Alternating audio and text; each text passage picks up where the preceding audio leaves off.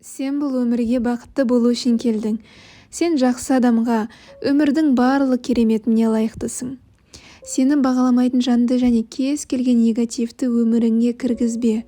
Жақсы өмір сүруің үшін әр қашан тырыс және жақсы энергияға жан дүниеңді толтыр.